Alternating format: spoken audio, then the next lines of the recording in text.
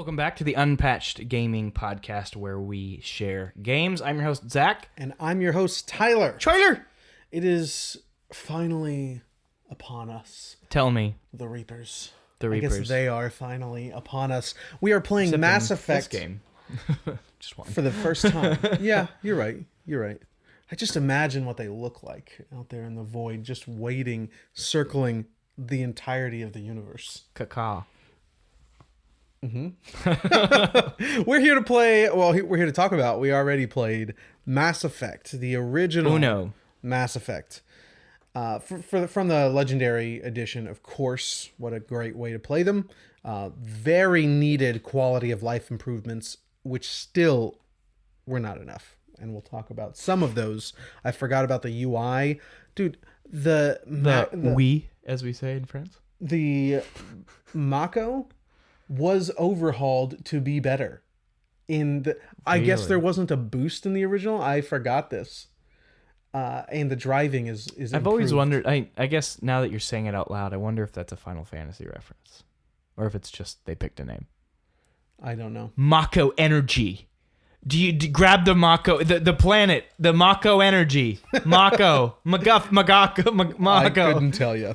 I just know that is... I like Final Fantasy VII. One of the worst designs in all of video games. I hope whoever designed the Mako and the planets that you drive it on, except for the ones that are in the main story, those are fine. The Mario Kart circuit? Where it's literally just like a little... Yeah, there's nothing, egregious about that. It's boring. It's not well designed, but it's not poorly designed either. It's just not designed. Showing our hand here a bit, Tyler. Yeah, it's terrible. The planets are like, I made more interesting terrainscapes in the level editor for what is that PlayStation 3 race game, Mod Nation Racers. It has a fully customizable racetrack editor where you get to make the all of the terrain as well. I did better in that when I was 11 than this game. It's trash. Yeah. And whoever made it should be embarrassed. Yeah, well, we're going to talk about who should be embarrassed here once we get to the actual discussion, Tyler. You're getting ahead of yourself. I am, you have because I have some beer here, as I always do. Zach has one more week of the Lord's Diet, as I call it, before he can join me. Huzzah. But I'm going to drink the Pumpkin Kerfuffle by Prairie Artisan Ales. They're quite good. I've had 3 or 4 of their brews so far, including this. I've had this before. It's an imperial sour beer with a pumpkin spice blend and toasted marshmallows. Ooh. Now, for anyone who has not had a marshmallow beer, they are really hit or miss. If you don't drink craft beers, you're certainly going to say, if you don't drink crap beers, like it's insulting it before you even drink it. No, if you don't drink craft beers, marshmallow or even like lactose beers, I'm sure you're going to scoff at, because that's very weird. Lactose beers are less weird these days, but marshmallow beers, bizarre. I think they belong in sours. Don't put them anywhere else. Because it's not good. I've had a few that were not sour, like a marshmallow IPA. Had a few of those. No. Put it in a sour. Let that the tanginess counteract the really, in some cases, overbearing sweetness. I do know this pumpkin kerfuffle is delicious and dangerous. An imperial sour. This is what, 8.9%? Oh, 8.2. I'm sorry. I had one. Wow. Something last night. Wow. Yeah, a liar. All credibility gone. Anyway, pumpkin kerfuffle. I bet you loved Mass Effect 1. No, I didn't. It's not a very good game, guys. But we will talk about why it's not a good game and why it is. Stoked for Mass Effect 2. Yeah. Even more stoked, actually, now having finished I played the beginning of it today. I hate you. Why'd you do that? Well, I've played it before. I'd played unacceptable. Maybe 2 hours of it. It's called cheating. No. You cheated on me. Because I thought... With another game? I thought the beginning of Mass Effect 2, what I remembered from it, which I didn't remember all of it, it's immediately apparent to me, but the key point that I did remember from Mass Effect 2, I thought was brought on by the ending of Mass Effect 1, which did not happen this time around. I was like, what is going to happen then? So I immediately started it. I see where I was off. I'm being vague here because Zach has not played it, and I had not played it either. Just Mass Effect 1 I had played like 8 years ago. But let's jump into it, Zach. Let's just jump into it. Yeah, take it away, man. Yeah, I'm I gonna drink will. this beer. I will take it away from you. So I wanted to talk about kind of what this game represents. It for me, it's this weird kind of middle step toward what we now kind of call, what we think of as a Western RPG, like a modern Western RPG. I even put console RPG because it's so distinct from what a classic CRPG or even a normal computer RPG like today is normal. A modern computer RPG is like it's a different breed. Some of the same bones there, but like I think we really see particularly BioWare and Bethesda driving this in the PS3 era of games. And I think the first step, the kind of awkward, gangly first step is Knights of the Old Republic, which is it the same dev team? I know it's BioWare. More to that, also Morrowind. Yeah, I thought about saying Morrowind. You would have more insight into that than I would. I can definitely see it. It still has a lot of like the text and the way that you interact with characters that reminds me, just like KoTOR has like a lot of, ways that you interact with the combat that are very, CRPG classic. Yeah. So I guess that's I think that makes sense. So like Morrowind which is Xbox PS2 era, as was KoTOR, even though that was only PC? No, it was on Xbox. It was on Xbox as well. Was a it lot delayed of release? PC came. I don't know if it was a delayed release, but a lot of PC games I've found are on Xbox. That's nice. And it's weird that some of them are there, like Morrowind being there. Yeah. Was a brand new thing, and also some point and click adventures are on there as well. Where it feels like they shouldn't be. Yeah, I've played Knights of the Old Republic. I have not played Morrowind. I definitely I've tried to play it again recently, and just it's rough. Which one, Morrowind or KoTOR? Knights of the Old Republic. Okay. You know what I'd really love to play from them? I've always wanted to play, and I picked up the collector's edition recently, is Jade Empire. Oh, yeah. Me want too. to play that really bad. Me too. Not to be confused with Jade Cocoon, which we were talking about the other day. No, as and well. I just purchased it. Very nice. It's on those. It's always been in the back of my mind. I wonder if maybe I missed the fact that it was a monster catcher or something, because I played Jade Cocoon as a kid, and I was up for like 48 hours straight. I could not progress in this game. I was so bad at it, and it's always stuck there in my mind, but I don't remember anything about catching monsters. I could be remembering a different game, but I remember the title, Jade Cocoon. That has always been in the back of my mind. But now that I know it is straight up a monster catching game, Jade Cocoon 2 will be on the list for this monster tamer series, which next episode should be my next entry in that. Very nice. Yeah, I'm excited Doing to hear straight it. up Pokemon clones. A little bit about that. I'm excited to hear. So yeah, BioWare and of course Bethesda. From BioWare you got Mass Effect 1, Dragon Age, right? From Bethesda we got Fallout 3 and Oblivion. These feel like, the reason I call them console, this is just a me term, a console RPG, because they're very conducive to that control stick layout. They're a little bit more action-y, a lot less like the tactics might still be there, but the thought that you have to put into your builds and stuff is still there, but they feel more action-y. It was kind of like me playing a like a classic Final Fantasy RPG, right? And then playing Kingdom Hearts.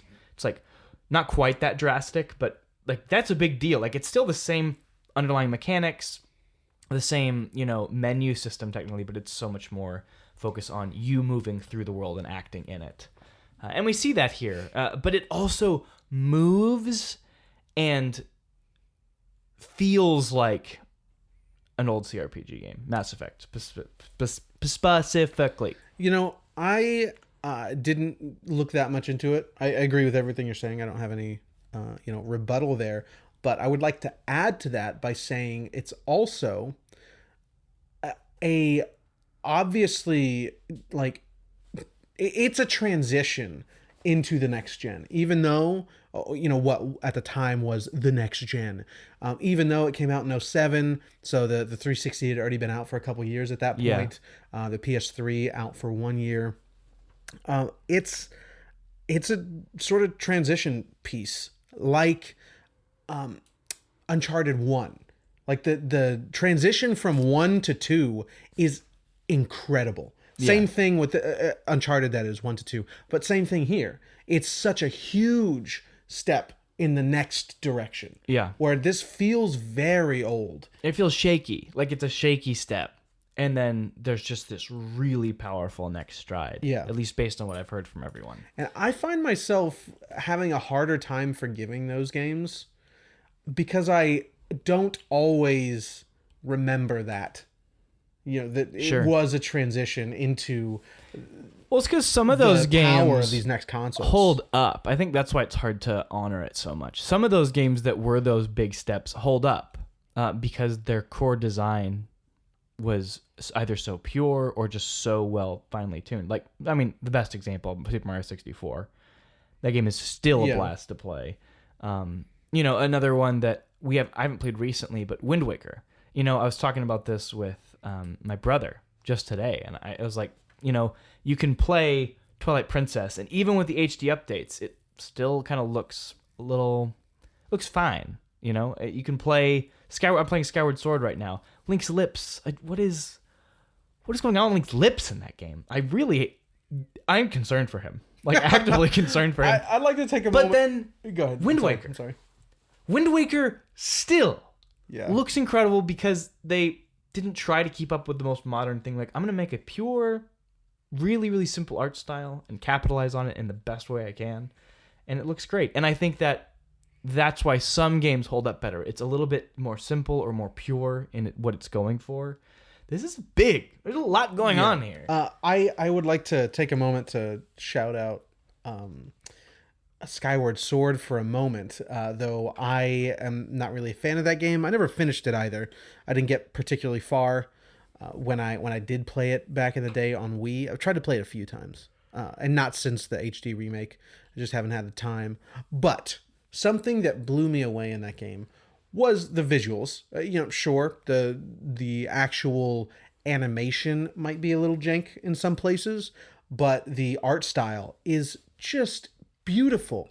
And unlike any other game that I've seen, they really utilize the limitations of the hardware, or rather find interesting ways around the limitations. The biggest example being the draw distance. It's nothing new. It started, I believe, with the first Spyro game, but as objects in the distance become more distant, the system will load in, lesser poly models, so it's not trying to render so much detail. Lower frame rate a lot too. Yeah, and lower frame rates. That's a newer one that I'm seeing. I see it a lower lot frame rate lately. Animations. It's so obvious lately. But here in Skyward Sword, they, instead of rendering things at a lower rate, they overlay, and there's layers to this based on the distance, but they keep piling on like pastel watercolor painting filters. So it becomes blurry and starts to blend together, but it becomes a painting in the background. It looks gorgeous. Yeah, it's just really that little aside I wanted to throw out. Nobody talks about that. Yeah, I'm very enjoying it. I'll probably talk about it once I finish it. I have a lot to say about it. I'm a fan. It's a good game. But yeah, I wanted to double down too on the fact that these are very much blank slate characters, big decisions that have consequences. These are the focuses of a lot of these games. Oblivion a little less so in terms of that, but there's still, major decisions within the side quests, and there's a lot going on here. And you do see this kind of branch forming off of this new console RPG, which is The Witcher 2 and 3.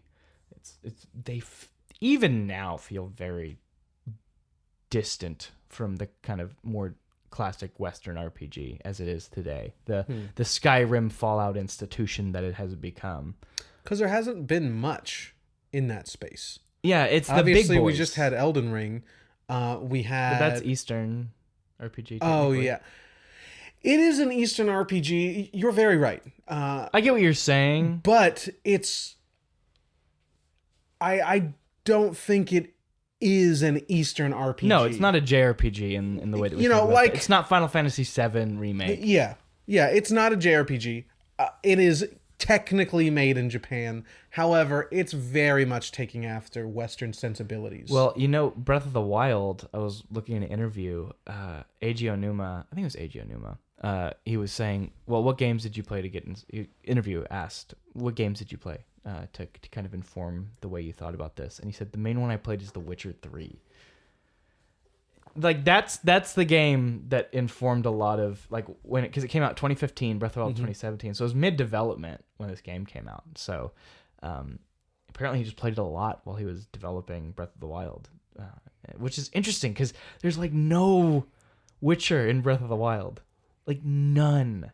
It's I very wonder if that's because it was too late in development, because it was announced well he says before it that. informed. He said it informed a lot of. I mean, as much as you can in those 2 years. No, I know, but like I wonder what I'm getting at is I wonder if that inspiration has stuck around and will show up more in Breath of the Wild 2. oh maybe. I think so. Really quick aside here. Breath of the Wild. Nintendo's first open world RPG. That'd be interesting. That'd be weird. So for me, here's my little aside. Breath of the Wild, probably my second favorite game of all time, and like my first favorite game of all time, has a lot of issues, has some problems that affect it. I think though that the experience delivered far surpasses some of its parts. Yeah. That being said, if I were Nintendo, and I now get the chance to spend 5-6 years making Breath of the Wild 2, I would find a way. You're creative guys. You know, you can figure this out. I would find a way to still have some sort of classic Zelda progression that doesn't, like, take some points from Hollow Knight, right? Where you can go to a dungeon with an item, right? And pass that dungeon and clear that dungeon. But you're not restricted. So, like, if you find that dungeon but don't have the right item, now, you can't go in it. Like, you can't do that. It's because Breath of the Wild, the core of Breath of the Wild is yes. It is the most yes game of all time. So you have to find a way to balance that, but still be able to reward the player with really interesting, persistent things. Not just a new weapon that might break or something like that. Persistent things in really robust, really big, well-designed dungeons. Even if it's just 4 again, you make them massive, you know. But I would, if I were them, I'd do like 10 really strong dungeons. 10 might be a bit of a high ask, but definitely more than 4 and definitely bigger than... And more unique, Those were more so varied. weak. Yeah, really They're unique, some of the really worst varied. parts of the game. I don't play them when I play Breath of the Wild. I don't do them.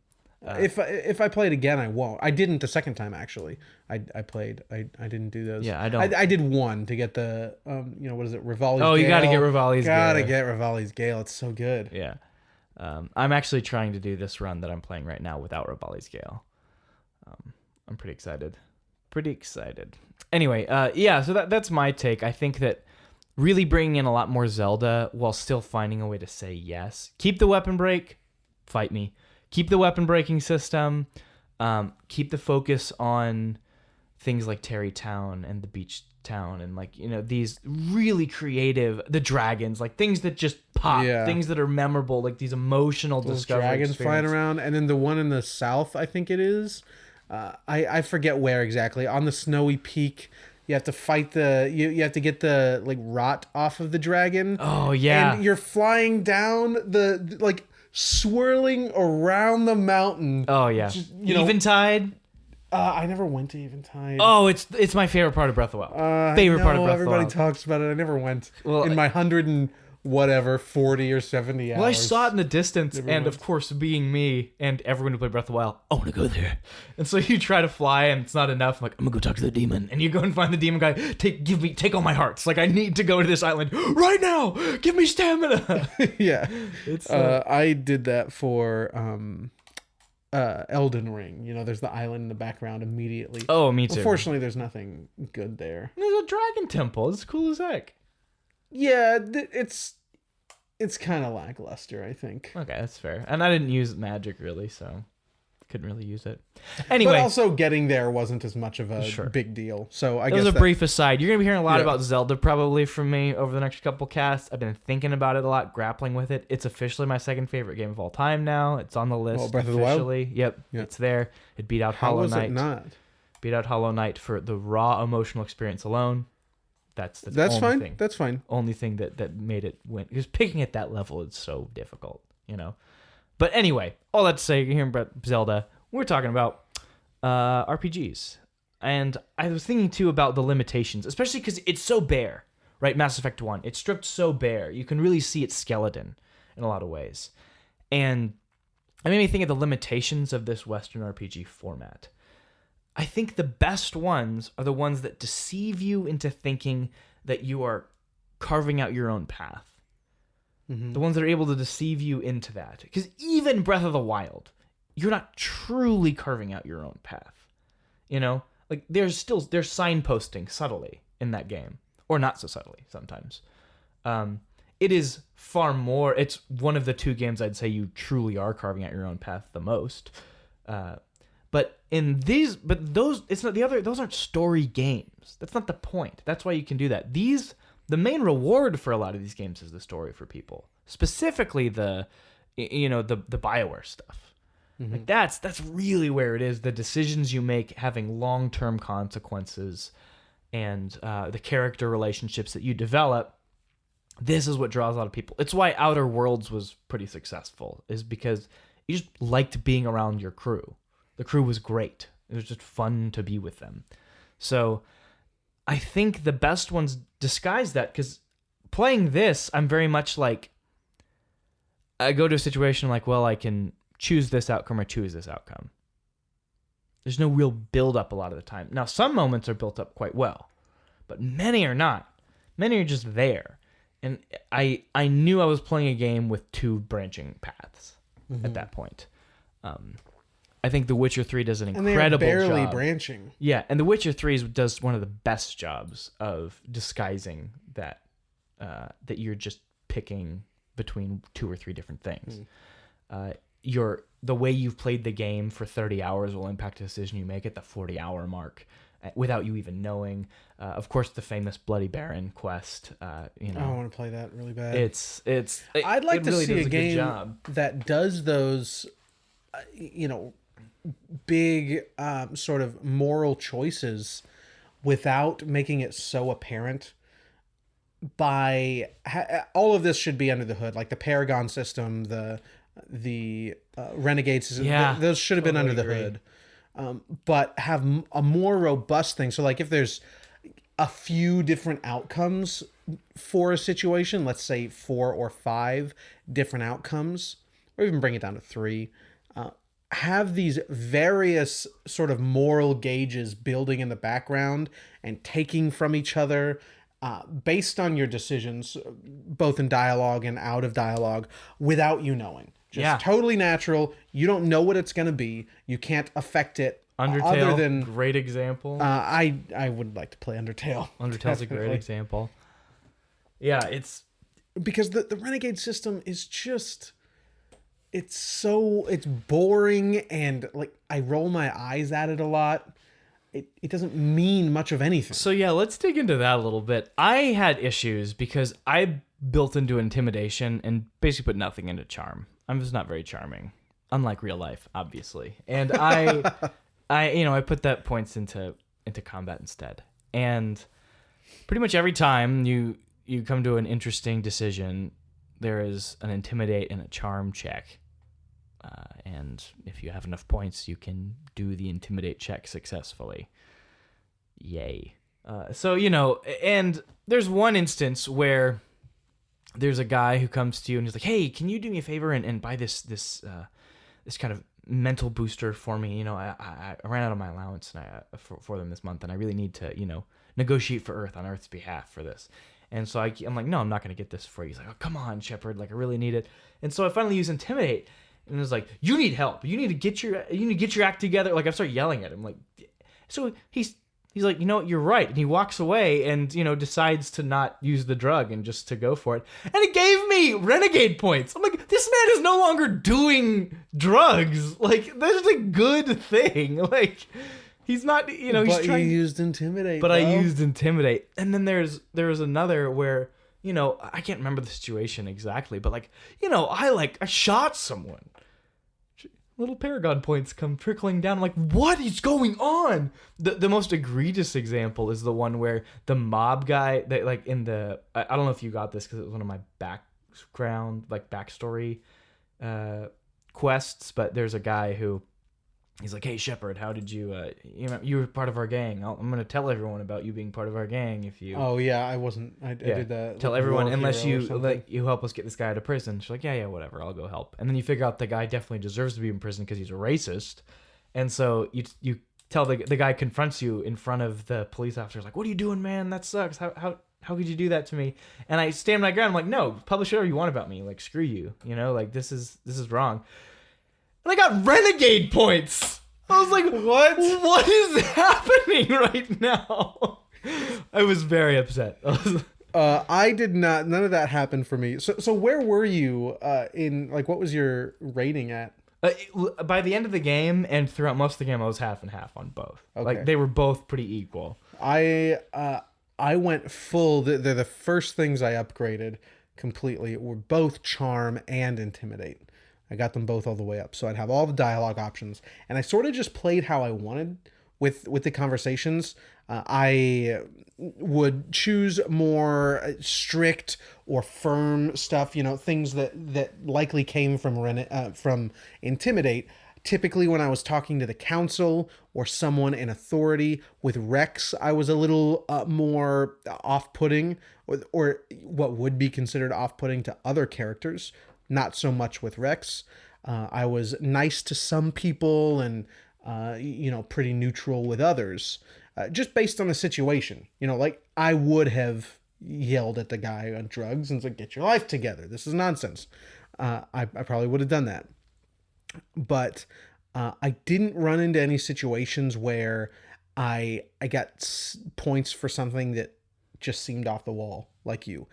Plenty of times I selected a dialogue option because they give you a brief rundown of sort of what, like a 1 to 4 word sort of descriptor of what her response is going to be. We both played FemShep, right? Oh yeah, we both played FemShep.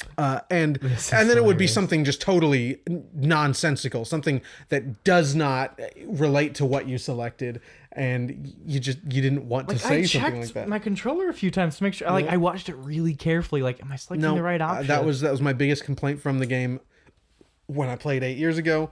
Same complaint here. It's just it's not balanced well. Like, it makes no sense. The descriptions come from a different planet. No, it definitely it comes from just a different kind of person. Like, I bet there are some people that would interpret those correctly. It's very interpretive is what I mean to say. A different kind of person. It's very interpretive, and we did not interpret it correctly. No, it was interesting. But I got Paragon for everything that I was doing, except for one thing. I obviously, like, I knew I was going to get Renegade for it. I killed somebody that I thought deserved to die, and I got Renegade. I didn't care. But aside from those 8 Renegade points, I think it was, the rest was all picked. 8. That's a pretty big payout. Really? Yeah, I think like it's usually like 3 or 4. Oh, yeah, it was 8. 'Cause, I mean, someone was begging for their life basically, and I killed them. It was a scientist, for the record, on Vermeer. There's a scientist that says she's not under the control of Sovereign anymore, and spoilers throughout. We're not. Yeah, if you've not played Mass Effect now, yeah. You didn't want to. Watching a YouTube video, and the guy's like, listen, there's spoilers throughout. This game is 20 years old. And no, don't give me that you're going to play it. I know you're not going to play it because you haven't played it yet. Yeah. It's amazing. Yeah. So spoilers. Get over it. So anyway, she's saying she's not under the control of Sovereign anymore. She'll let you into Saren's office. She does. Then I kill her. Because I didn't believe her. And nobody said anything either. Yeah. I mean, your party members will say things when they don't agree with you. Like when you kill innocent monkeys. I did that accidentally. I didn't know. And Is that what you call humans? Innocent monkeys? no, I'm just kidding. There were these monkeys that took something from this shipwreck, and they scattered the pieces about the planet. And I didn't notice there were monkeys. Their dens were like these giant mud huts that were above ground, and I didn't see the monkeys. So I shot one of them. They looked like brittle boulders. So I shot one with my missile and killed like 7 of them. Liara's like, was that necessary? This is why you humans have the reputation you do. Because you just start launching rockets at primates. Yeah. I didn't mean to, though. One positive that I really took away from this game is the world building and the races. Like, for how little story happens in this game, if you really like, they're all so believable. It's very believable, and some of them are creative and just fun, and some are like really fleshed out. And the council and the politics, like, I like the politics. You get it immediately, and it's not this complex Game of Thrones web. It's just you get it. Yeah, you understand how this works, and definitely. I respect that a lot, especially kind of the core alien races, specifically the Krogan and the insect race. I think those are both really well done. Kind of their whole situation, the Krogan, not being able to reproduce consistently as an act of war against them that is still lingering. And then, of course, the insect race as well. Just really, really good. Like, they're extinct and now they're not. And I really like the Turians as well. Oh, the Turians are great. What's her name again? I'm drawing a blank. The Turian on your team. Wait, Turians are the... the Quarians. Yeah, Quarians. Yeah, Turians are the... Tali. Garrus. Tali. Did you talk to her a lot? I talk to her all the time. The only one I didn't is Liara. I never talked to Liara. Oh, she was really boring. I like Liara a lot. Oh, really? I always have. I feel like most people do. Yeah. The race is pretty interesting. Yeah, I just don't like Liara. She's kind of boring. She becomes less boring, and I ended up... who'd you bang? Nobody. Nobody? No, I tried so many, and none of them opened up the right dialogue options. Like, interesting. I talked to them constantly. I exhausted every dialogue tree. I did their quests. Wouldn't let me do it. Huh. It would have been Garrus. It sort of happens at the end automatically if you've gone far enough in your relationship. Weird. Just before you... So you're like flying to... What's that last planet you go to? I don't remember. Anyway, as you're flying there, you're in your room by yourself, sort of contemplating what's going on. A cutscene happens, and then whoever it was that you got to that level will come meet with you, talk for a while, and say, "Hey, this could be our last moment. We might die. Let's bang." Yeah. So that happened to be Liara. I was kind of interested in. I was much more interested. Can you bang anyone? No. So some races are, some characters, not races. Well, the only race that is fully open is what's Liara's? What are they called? Sorry. Asari. Yeah, the Asari are fully sexually liberated people. Yes. Everybody else has their own preferences. So Garrus is straight. Both of the humans are straight, and then Tali and what's her name? Liara are both bi, I think. Maybe what about Rex? No, Rex is not interested. I feel like that. Yeah, I was gonna say like that'd be awkward. That'd be amazing.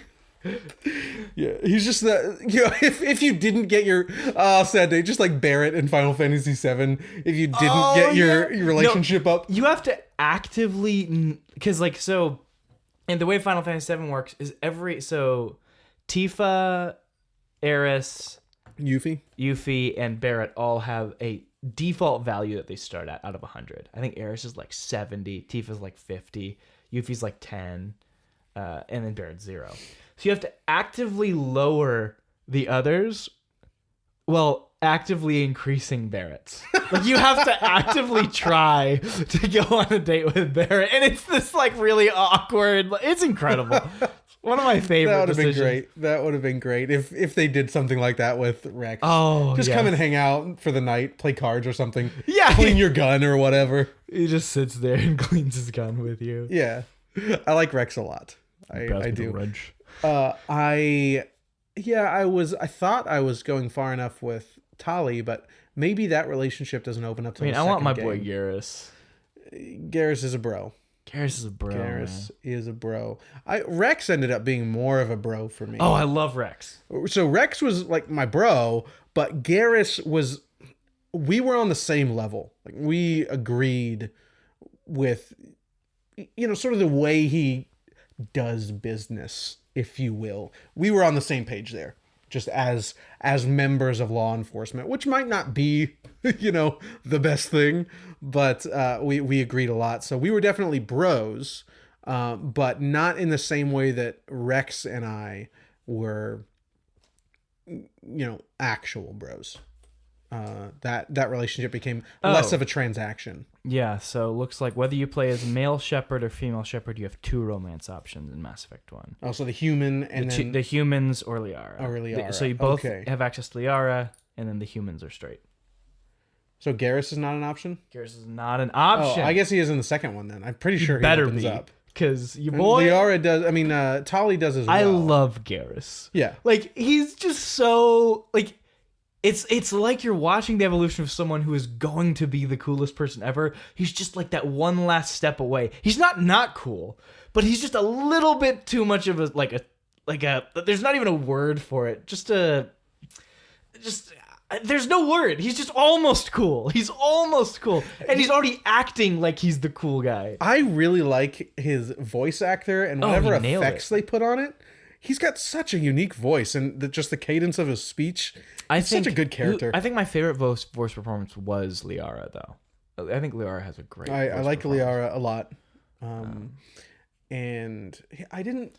Joker's always great. I really love Joker. Yeah, Joker's fun. Great. Like he's exactly who he is. Yes, I'm glad Joker is there. You know what Joker does not have? He reminds me of Wash from Firefly. Yeah, definitely. He, I hope, does not become a leaf on the wind. Otherwise, I'm going to cry. Yes. Yeah, me too. Oh, my God. I remember back in the day when I watched that show for the first time, I was still in high school. Firefly, that is, for those who don't know. Big spoilers in the movie Serenity. Which is the finale. The finale of the whole story. The pilot dies very unceremoniously in the middle of giving a speech. And I wrecked my car, totaled my car, someone T-boned me. The day I was driving to our friend's house to watch that movie for the first time. And while I was, everything was settled, I finally got to his room, and he had a book open, I don't know, something about the Firefly series, some book about the Firefly series, and it was open to a page that said like the death of Wash and showed a picture of that just before we had started the movie, like moments before. And that being spoiled was way more of a downer than totaling my car. Yeah, dude, absolutely. But now I don't care about spoilers. Yeah, now you just still care about Wash. I still care about Wash. That's a great show that I don't talk about very often. I haven't seen it. Katie and I are thinking about rewatching it. I haven't seen it in ages. Yeah, it's been really a hot good minute. Character development. Been a hot minute there. Talk about a good space opera, it's a good crew, And I feel like the bones. I guess let me just jump into Mass Effect if you don't want to go on a quick. No, go ahead. This has so many bones of. The space opera, the game, like your crew, your comrades, rushing in to save the entire galaxy as things collapse around you. The ending of this game, I think, is, oh my God, dude. I mean, defining. I think, Uncharted 2 levels of cinematic and hype. It just works. It fires on all cylinders by the time you're there. The buildup of the game subtly working on you, even in its flaws. Especially if you you play it in the order we did. Yes. So the middle of the game, the second act of the game has, what is it, 4 missions that you can do in any order? I think 3. Like you do, there's 3, you complete 2, and they add the 4th. Okay. So those first 3 can be done in any order, which make up the second act of the game, really. And 2 of them are pretty boring. One of them has the insect race at the end. That is a cool decision you get to make. That's probably my favorite decision. But the overall mission is very boring. Both of them are. The other one, being Vermeer, is not at all. Do you know which decision I was really pissed wasn't an option? Is siding with Rex to just steal the Yeah. Like, I think that would have been a great It would have decision. been much better. I would have done that as well. Yeah, me too. I would have been like, screw these guys. Let's go. Like, Yeah. yeah, we'll do your little mission. Just steal. But also, like, as a side mission, go in and steal that. Like, you could have done both, probably. Yeah, absolutely. And then maybe have a third option. Yeah, it would have been so much better. Is a third option at the end being have both the humans dying, and Because you went out of your way. because you went to get the so you know. But the problem is I still wouldn't have cared. No, the only reason we're getting on sidetrack here. So later in the game, you in this Vermeer mission, which is what I think you should play as the third of those 3 missions. Well, that's the one that's unlocked. Oh, Vermeer is the one that's unlocked. Yeah. Okay, I think you should play it last. So do all 3 of those first, because they're boring. They're not particularly interesting. You do get that one interesting choice at the end of the with the insects, but Vermeer is where things start to really take off. And if you play that last in the second act of those 4 missions, then you just get a few hours of really solid rip-roaring gameplay. content. Yeah. And But if you the play it, conversation with Sovereign at the end of Vermeer, where, like, I was talking with you about It's this very earlier. cool. It is one of the most believable "we are so far beyond you" concepts, because it's so overused as a concept. But this one is earned. Like, you genuinely can see this AI race just, making a couple logical skips through, and then just coming to this conclusion and building an empire around it. Like, to the point where they might not even know why they're doing it. They just do it. I think it's really good. It's very I think it's really good. It's really, really awesome. Yeah, Vermeer's a great mission. On Vermeer, you have the choice based on how the mission unfolds, which is very dynamic. Lots of things are going on, which is, a complete contrast to the entirety of the game thus far, which I believe is a pretty boring, bland, kind of ugly game. Yeah, I probably wouldn't have finished it back in the day if I had played it. I was thinking about that. Let me finish my thought real quick. The 2 human characters, Caden and what is it, Ashley? They're both on separate parts of the mission, on different teams, and you have to save one of them. They are so boring. They're so uninteresting. The decision came down to Ashley's armor is way cooler than Caden's, and I don't want to see either of their faces. But if I have to look at their armor, Ashley's armor is way cooler. So I let Caden die. Incredible. So I sent Caden thinking that was the choice, that they were just going to die. Like, whoever you sent died. Or if you didn't do something in time or something. Unfortunately, that meant Ashley was left guarding the bomb. And so, who I do like slightly more than Caden.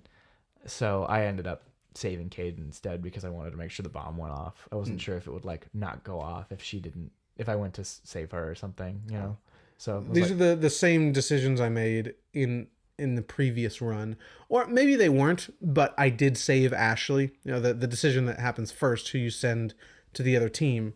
I don't remember what happens there. Is there more gameplay there when you go to save the other team? Yeah, you fight Saren up on top of the at the very top of the building. And oh, okay. Yeah, you fight him next to the bomb as well. It's like half a boss fight. It gets cut off.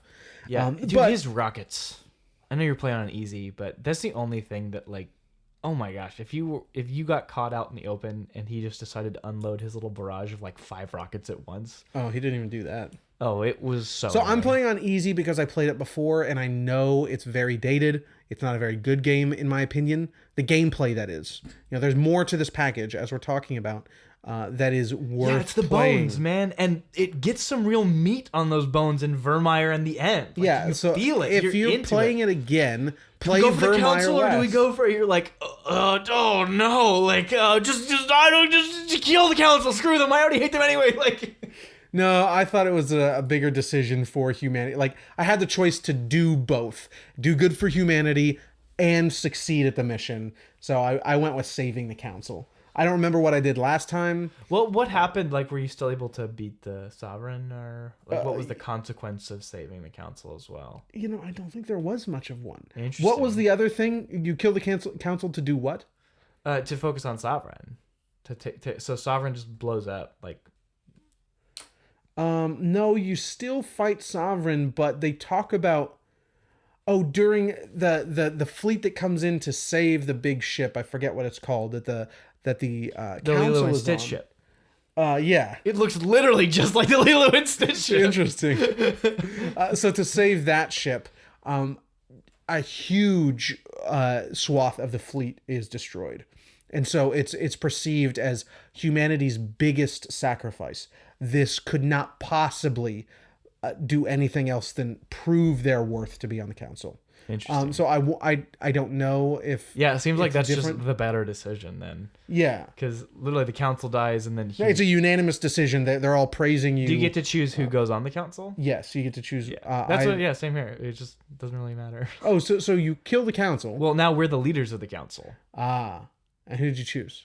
Oh, I chose my captain. Yeah. Oh, captain! Screw that diplomat piece of crap. Yeah, I debated. I think actually. he would probably be better. Like, I feel like he's gonna do a better job of, like, working in that system. But, like, I really hope the captain just lets it go to his head and just starts wild westing it. Like, I really hope that's So what with happens. the council alive, you get to make the decision. And I debated. Are you like a junior member, or are you on the council? He's on the council. Got it. You will be one of the 4. See, this is why this game's good. Like, it really sticks this landing. Yeah. And it makes me go, I need to play Mass Effect 2 as soon as possible. Like, Yeah. and so I've done that voice at least 10 times. Like, I don't know why. I haven't done it on any previous episode. I haven't done it recently. I bet you have. Maybe like once, but but not 10 times in a row. Not 10 times in a row.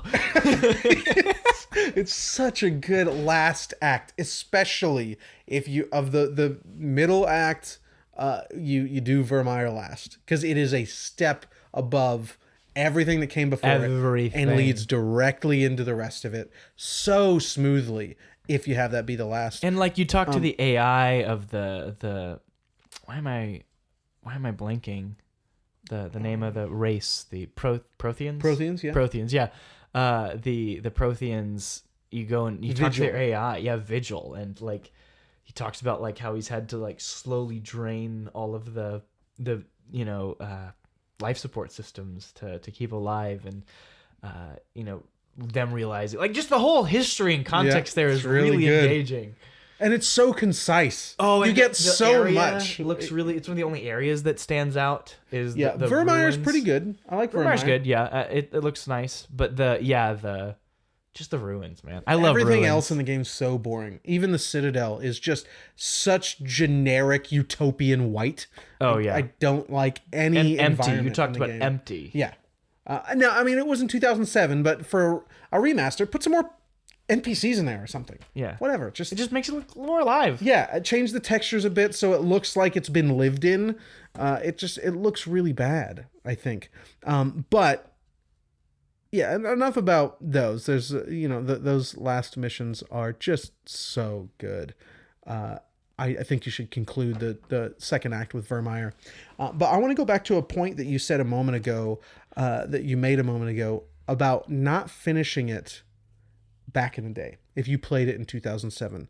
I don't actually think that would be true. What I meant to say, by the way, is sorry, I know I said that wrong. I meant to say I would not have picked up Mass Effect 2 back in the day. Yeah, which you said based off of this earlier, experience. precast. Yeah. I doubt that would be true either. I think it because would. I was thinking about that when you told me earlier, and I played this game 8 years ago, which is just before the PS3 came out, PS4 I mean, and even then, I didn't feel the same way about the game. I didn't think it was so bland, so boring. I mean, obviously some of the dialogue stuff I recognized as a problem, but back in the day, I feel like you may not have known better. Sure, but like, because nobody else did. Everybody loved this game. This game is universally praised. Usually when people say like, you know, hindsight's 2020, like you wouldn't have known in the moment. I think you're right, but I'm thinking specifically to the kind of games I played. I didn't even like Oblivion. Like I could not get engaged with Oblivion around that time. Like it just didn't do it for me. I don't think these games would have done it for me. I don't think I would have made it far enough into the game to get to this good stuff, and I don't think I would have played Mass Effect 2. I'm talking because usually I agree. I think that people look back at games and can judge them outside of the context of what else was around. So it came out in 2007. Except for those that still like Ocarina of Time. For some reason, they're incapable of looking back on the game. I don't know why they like that game. Recognizing it for what it truly is. Here's some other games. Here's what I was playing in 2007. Mario Galaxy. Assassin's Creed. Uncharted 1. Uncharted 1 came out the same year. Halo 3. Metroid Prime 3. BioShock. I wasn't playing BioShock back then. But, like, even among those, this game feels a little bit... Like, I can go back and play almost everything I just listed. Yeah. With ease. When was Oblivion? 06, right? 06, yeah. Yeah, so... Maybe 05 on PC? I'm not sure. Okay. Yeah, dude, 07 was Uncharted and this game. Talk about bombastic. Like, Uncharted does a better job at doing it consistently, but even Uncharted 1 falls pretty flat. Oh, Uncharted 1 is a rough game. Yeah, I mean, I can still play it, though. Much more, I will go back and play Uncharted 1. I will not go back and play Mass Effect 1. I'm sorry. If you play the Legendary Edition again, through the whole series, I found out today that there is a system in the third game that decides that plays a pretty big effect in the end of the series, your galactic readiness rating, and that can be increased in the single player game by playing multiplayer, which is not included here. And multiplayer is basically just doing war across the universe. You're not playing Shepard or anybody. You're just playing, you know, Marines and things like that. Sure. So that's not included. There's no multiplayer here. So your galactic readiness rating is decided now, and I guess it's maybe under the hood, at least until the end. I don't know if that's like a visual thing that you can manipulate in the third game. But that, instead of being increased by playing multiplayer, is increased by playing the games all the way through. Oh, interesting. So that can be increased. You can start with 2, and that will contribute to your galactic readiness, but playing all the way through contributes even more. And if you just start with 3, the video I was watching about the new features was saying that BioWare was saying that you will, to have really high galactic readiness, you'll pretty much have to do all the side content in the third game. That's actually kind of cool. I like that, especially because they know that if you do quite a bit of side content in 2 and 3, you'll still meet it and you'll be good. Yeah. But because people might not want to go back and play 1. That's interesting. I think that's mostly a good solution. Yeah, it does seem interesting. 3, dude. But you need to do a lot. I want to know. I want to like that game. I'm absolutely going to watch, once I finish the game, I'm going to watch the original ending because I have a feeling. Wait, what? They changed the ending? Oh, you didn't know this? In Legendary? No, in the original game, there was such a huge backlash against the ending. Oh, I knew this. I thought you meant in Legendary. No. So I'm going to go back and watch. They changed the ending again? Oh, no, not again. I probably would have preferred them to change it back or something, or have it be an I'd like option. to see the original. Like, I wonder if it's that bad. I bet it is. I doubt it is. I bet it is. No, what I'm, this is, I would get hate for this statement if we had a bunch of viewers, but we don't, so I won't get very much hate. I bet this is going to be something just like Uncharted 2, not Uncharted 2, Last of Us 2, where people can't separate themselves from the narrative. I would agree. It's another thing where usually I'm on that line of thought as well, but I think because I remember in high school, my friends... High school? Was that when Mass Effect? Yeah. Mass Effect 3 came out in my high school. 12. Yeah, I was in high school. My friends complained about the ending, and they said, like, the primary complaint from my group, and I don't know if this is indicative of everyone, obviously, but they said, no matter, I made so many decisions across the course of these 3 games, and still it comes down to just 3 set options at the end. That's what they didn't like. My understanding is that is the new ending. Well, that's what they were complaining about. I could be wrong. I don't know either. My understanding all I know is that's what they were complaining about. That is the new ending, is those 3 options. Well, that's what they did not like. So maybe they played it post whatever, but they hated that. So they felt like it just undermined everything that they had built toward. I'm also going to watch the original ending now. Yeah, definitely. Dude, what if they changed it again in Legendary? That'd been amazing. No, we would have heard about it by now. Yeah, that would have been amazing. No, I mean like that would have been like, I'm speculating like what? Oh. Like, no guys, we still don't have it right. We got to go back and fix this again, you know? That would have been it's our last chance. I wonder if there's an option to include it, that original ending. Yeah. Dude, I would turn it on. I would turn it on. I think I would. Yeah. Yeah, I want to see it. Because if what you're saying, I would turn it on knowing what you're saying now, that if it's not just the 3 default. I want my Fallout New Vegas, like Ron Perlman reading off everything that happened because of my decisions throughout the game. What? That sounds incredible. Yeah, so even the tiny little side quests, like, and that old rancher that you went out and saw, he's doing all right. Like, you know, stuff like that. It's great. War never changes. Thanks, Hellboy. Yeah, thanks, Hellboy. Indeed. Let's rein it in a bit. We've really gone all over the place. I think we like the characters a lot. You don't like Liara. We don't like the humans. The humans are just dumb. I'm sure I'd like Liara if I gave her more time. She's so, I don't know, hard to, like, for me, this is going to sound terrible, but for me, it's like her kind of lack of confidence, and it's not the same kind of lack of confidence as I usually like in a character. So a great example, you haven't played this game, but the woman, I think she won Best Voice Actor, I'm not sure, from Outer Worlds, asexual character. What's her name? I don't know. I don't know anything about the game. Starts with a P. Oh, well. Starts with a P. Anyway, she's amazing. Incredible character, and she's super insecure. But it comes from this place where she's not just this, like, she doesn't like parade around much, like, self-loathing. She doesn't draw attention to it. Like, Liara draws attention to it sometimes. Like, no, I'm so sorry. I was like, how could I do that? Like, it's so, I'm so stupid. I'm so sorry. Like, it just bothers me. I just didn't like that. Interesting. I interpreted that a different way. She, as obviously she does that. You can't I think she's trying to be kind. I don't know. But she's kind, but she's not confident.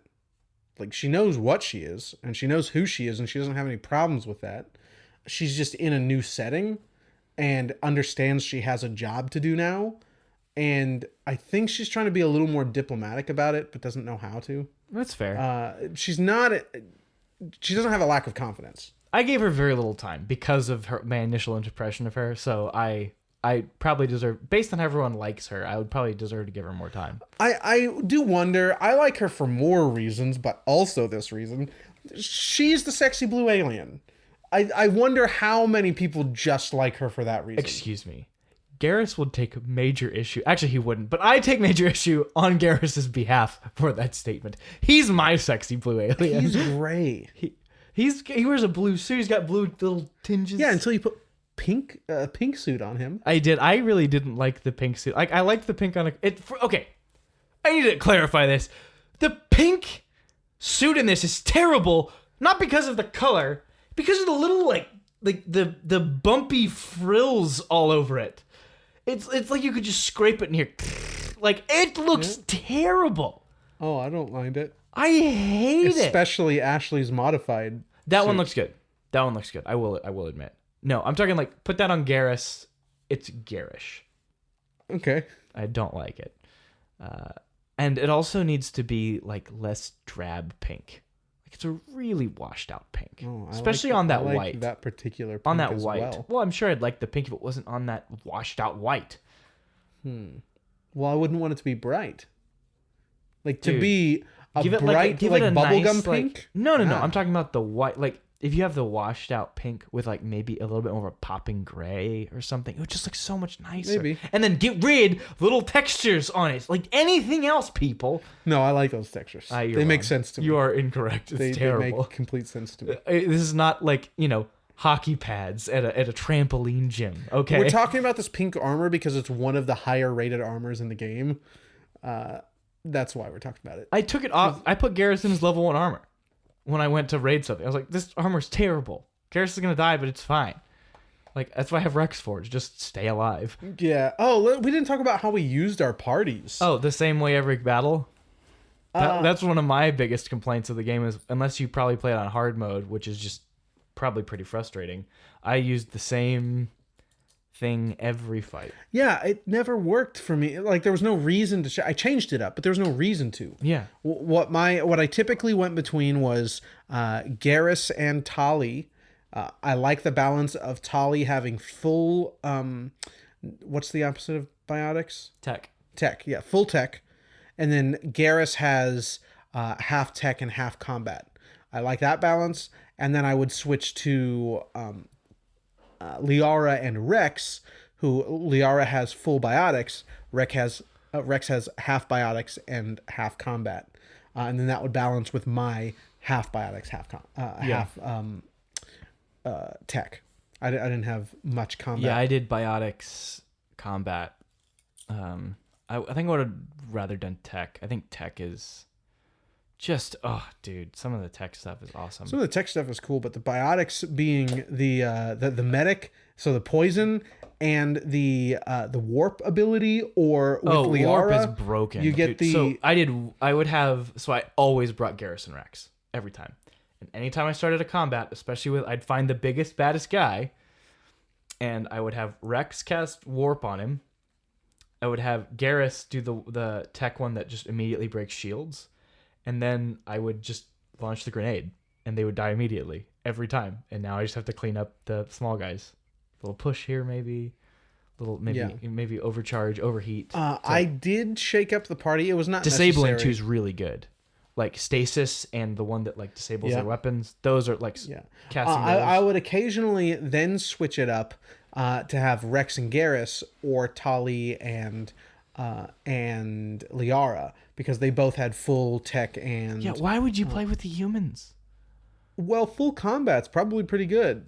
But like, why would you do that? I wouldn't. If the actual mix up of the party mattered more, which it never mattered. I mean, as you're playing on normal, it didn't matter then. Certainly doesn't. Matter on easy. So maybe if it were more meaningful, it would, because each of the party members have a unique spread, with Ashley being the only member with full combat, and aside from yourself, depending on the class you chose, Caden being the only member with half biotic, half tech. So they're both unique in terms of their skill set, but they're just boring. Agreed. I don't like them at all. I don't like having them on the mission. No. Absolutely not. But I did shake up the party for the sake of having different people on the mission, because you also got some different dialogue and then just different banter. Like I really like how, especially on the last two missions, the Vermeer and the last mission, like there was a lot more. Like they would chip in way more often at that point. Yeah, definitely. And I liked that. There were some of my favorite moments. My favorite mix-up was Rex and Liara, not only because they both had biotics, they could bounce off each other really well, and then also Rex had has biotics. some survivability. Rex has a lot. I mean, he was a huge tank for me. Yeah, he could just. He's really. I'd good. send him out in the middle sometimes with the barrier, like the white barrier that you can put on him. I just have him stand there and shoot people. Yeah. Just get him full shotgun. Oh, yeah. Really good. Absolutely, as fast as possible. Their personalities are so different, and they bounce off of each other really well. And then Tali and Garrus are pretty similar, but slightly different branches of the same tree, if you will. That was an interesting shakeup. They both kind of like to follow rules or like have a respect for particular law and rules, but then Garrus break is like them in only different when ways. convenient. Yeah. And Tali seems a little bit more like, she'll pick what she wants to listen to. Yeah. And then she'll hold it up as a law. Sure. Yeah. And then, I mean, it's very obvious the differences between Rex and Liara, but they played together very well. That's funny. I did like that. I hope there's a lot more of that in the second game. I'm sure there are will be. 3 new characters that I do wonder how they're going to shake that up. The dynamic. There's the Australian girl that's on the front of the box. I don't know her name. I only know she's Australian because I just watched the opening again. I don't know anything. You get one of the... what are they called? On Vermeer, you fought with their race. Oh, I forget what their race is called all the time. You get one of them. And then a new race we've not seen yet. Okay. There's some more like lizard folk. You know what my favorite kind of race people? is? Are the big elephantine guys who like have to say what the like tone of what they're saying to you is. I like them a lot. Sarcastic. I hope you have a bad day. Like just it's so great. Yeah. Reserved. I don't have much to offer you. Yeah, Just something like that. It's so good. Yeah, I like those. I like the jellyfish things as well. They're just like yes. they are a mind, and that's it. They're just a visual representation of a mind and kind of a jellyfish. I like those. But I think I like... This one is happy to see you, human. Yeah. I like... The Enkindlers, human. The Enkindlers. What is it? What are they called? Rex. What's Rex's race called? Krogan. I like the Krogan a lot. The Krogan and the insect race are my favorite, for sure. Oh, I always forget because you only see them in that one moment, the insect race. You mean the queen you get to let go, right? Yeah, okay. I also do like the ones that just inexplicably take care of the Citadel. Oh, yeah. Those are great. They're interesting. I mean, did you find out why they do that? Yeah. Yeah, you did all that all the dialogue stuff with Vigil? Oh, of course, you have to. Yeah, of course. And if you have Liara on the team, she stops you and she's like, if you leave without exhausting all the dialogue options, she's like, wait. What are you doing? We may never have this opportunity again. The power's going to run out. We're going to die. Whatever. We should glean all we can from this. And you have a few dialogue options to basically say, like, no, you're insane. We don't have time for this. You're a lunatic. Get over it. Yeah. Or to side with her and finish the dialogue options. And Incredible. that, I think, raises your relationship a decent amount. Because I don't think I did anything past that would have... If not for that, I don't think I did anything more with her than... Oh, wait, she's the only other romance option, right? Yeah. Okay, then, yeah, she would be the only one. Isn't Caden dead in your game, too? So. Yeah. Well, Tali, I was thinking Tali, but I don't think she comes along till the second or third Yeah, game. you can't. According to the guide, it says just the 2 humans and... Yeah. I think much more opens up in the next few games. I don't know if I'll continue down the path with... I mean, Liara. You know who I'm going for. He's my boo, my main village man. I know. Garrus gets me, okay? And when he holds me, I feel all prawny and beautiful, okay? I want to just give him a little District 9 tentacle kiss, you know? Oh. Let's see what the dialogue options are in... not dialogue. Romance options are in Mass Effect. Please tell me Garrus. Please. 2. Garrus. All right. I need him so romance bad. options. Dun. Yeah, we're on hold here, guys. Okay, while you're doing that, I just want to make one final point. The side content is trash, repetitive, bland. Yeah. There are 2 buildings. Yep. In all of the side content. Yep. 2 of the same And you have to prefabs. drive over huge barren expanses Yeah. to get there. I mean, I already told you it's just trash. All right, who do we got? For FemShep. Who we got for FemShep? FemShep, you have Garrus. Yes!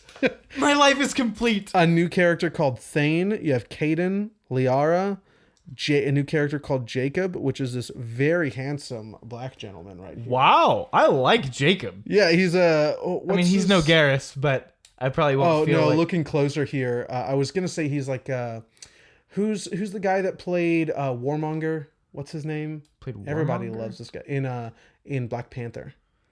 Oh, why am I... No, now I can't remember his name. And he was in the Rocky movies. Why can't I The remember follow up to the Rocky movies. Anyway, He's amazing. Everybody loves him. Jordan, Michael B. Jordan. Michael B. Jordan. Michael B. Jordan. Anyway, looking closer, he is not a Michael B. Jordan, but I thought so at the beginning. Let's see, Jacob, new character called Kelly, Morinth, and Samara. There's many options. Well, here. More my for the heart male. only goes to one. Yeah, Can you romance Garrus as a male? Probably not. I don't think so. Yeah, he does Oh, not. You can? You can no, but you can romance Caden. So let's see. Oh, interesting. As a so male, in you've got the first game, he's at least you can't romance him as a man in the first game. You've got Tali, Jack, Caden, Liara, Ashley, Kelly, Morinth, Samara, and Miranda. Miranda being that new Australian girl, I think. Come on, Miranda. Yeah, she's on the front of the box. Oh, don't a lot I've of people seen her. romance Miranda? I don't Isn't that know. like I thought a lot of people thought she was just a total B. Maybe. I don't know. I don't know. Yeah, neither do I. Samara's a new blue chick. Sorry. Asari, there we go. Oh, there's a few Asari. These are probably just side characters. I doubt any of these are... Jacob looks like part of your crew, so he might be... But, Listen, my Kelly's on the crew. She was on the crew before. My heart belongs to only one alien. Yeah, I'm trying to find who... Thane. I bet Thane is the new green guy. Yeah, this new race. This is a new one. He looks... Oh, dang. He looks very interesting. Okay. Come on. Yeah, I like him. Thane. Yeah, but does he have rough, cold plates that surround him? He has rough, cold plates on his face, dude. No, that surround his whole body. You haven't seen Garrus naked yet, so you don't know that. I can... Or, Zach, have you seen Unfortunately, Garrus no. naked? I have kept myself a Garrus virgin, if you will. I'm keeping myself for Mass Effect 2 Garrus. Oh, I guess maybe the... I forget what they're called. The smart, pompous, pretentious aliens. The one that's on the council. Whatever they are. I don't think you can romance him. You've got one of those in your crew. But maybe they're asexual. Interesting. I don't know. Yeah. We'll find out. On this episode, folks, we had a good time with Mass Effect, but really only towards the end there. It's a rough game. It is no masterpiece. You know, I think take with a grain of salt the praise, the absolute praise you hear poured on this game. Well, you don't really. Like, people typically skip talks over about Mass it, right? Effect 1. Like, nobody talks about Mass Effect 1. It's usually Mass Effect 2 that people talk about. Yeah, and then 3 by extension, which is weird because I bet you 3 doesn't change or improve anything gameplay-wise. Maybe a little, but people didn't want that sequel for more refined gameplay. They wanted it for more story, which is very rare. Yeah. So just maybe play it on easy to get through it, just so you can build a relationship with those characters. If you've not played it before, that is. We haven't gone super deep into spoilers. A lot of the stuff that you've heard us talk about, if you have not already played the game, is likely going to be totally lost on you, and will be totally lost on you, because we've not really connected a lot of dots. We've just been speaking as though you as the listener have already played this game. But if you've not, and you have stuck around, I want to say I do think it's worth it, but maybe play it on easy, rush through the game. Don't do any side content. I would do the asteroid. The asteroid, of course. That's the only DLC. meaningful one. There's an asteroid you find with a warlord on it. He has attached jets to the asteroid and is hurling it towards a human settlement. And you can stop that and choose to let him go or kill him, and get several, a few different effects. Both Zach and I let him go. We also let the queen go.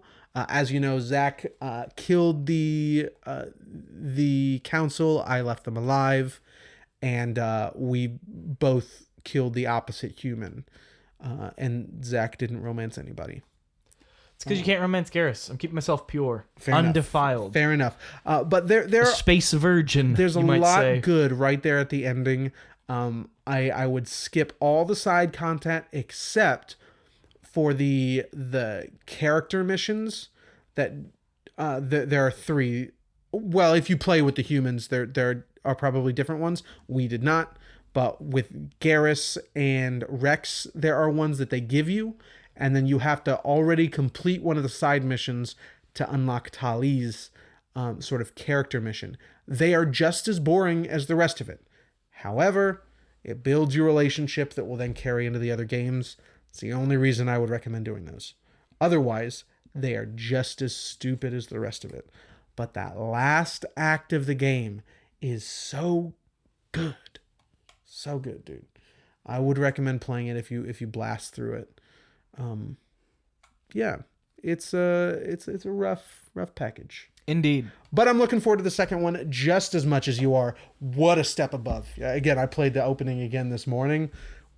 Immediate step above. Huge I'm so ready. step in the right direction. Well, next week, or not next week, but next time, we have a little bit of an interesting episode because we're not playing the same game. Yeah, both games that we have played separately.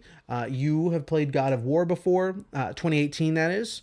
And I've played a quarter of it, maybe close to a half of it, but I didn't finish it. So I'll be playing God of War, and what I have played before, and hopefully we'll have a little time to revisit because I love this game, is Hellblade, Senua's Sacrifice. Both, cool takes on Scandinavian lore. That's not why we're playing them, though. They both have sequels this year that we will absolutely be paying attention to. Lest there be any delays. I've heard nothing about Hellblade 2, so that is kind of making me think doesn't bode well. Yeah, that's going to be unfortunate. I haven't heard a lot about God of War, but I've definitely heard more. No, but they had a few releases, Sony did, prior to... Oh, I guess just one major release this year, right? With Horizon? Is that the only big one? I mean, Tokyo doesn't really... That's not a big one. Horizon, God of War. No, I mean, so far. So they were focused on Horizon, definitely. I bet we'll hear more about God of War soon. Because it's June, right? June is the E3 season, which will not be happening. E3 is fully canceled. But, that season... everyone's going to do their own shows. Summer Game Fest. I mean, immediately, as soon as that news broke, Keighley was everywhere. All over social media. Hey, guys, I'm still open for business. So the Summer Game Fest starts in June, of course. We'll be hearing more, I'm sure, about it then. Hopefully, we also hear more about Hellblade 2 because I am so stoked for that game. So we're going to play those separately, but talk about them, in the same episode, just to gear up for the coming sequels. And then Metal Gear Solid 3. Metal Gear Solid 3. I'm really happy we didn't play it back to back. Yeah. Because it was just a couple days ago where suddenly I became very excited for not Mass Effect 3, but Metal Gear Solid 3. So I think I've had a little bit of time to digest the series so far, and is making me quite excited to jump into MGS3. I'm stoked to go back to it, for sure. And then from there, from MGS3, we'll do Mass Effect 2. And then probably have another filler episode with something else coming out this year. We already decided. Horizon will be after that. So that's the upcoming schedule so far. We will see you next time. But before we part ways fully, I want to thank you for joining us. Do consider joining our Patreon. With the $2 tier, you'll get into our Discord, that budding community on the Unpatched Gaming Discord server. Come talk about all your memories regarding the Mass Effect series, which people have so many fond memories of that series, and we are building those right now for the first time, Zach and I. So join us there with the $2 tier on Patreon, and thank you for joining us, folks. Please don't forget to share what you love with who you love.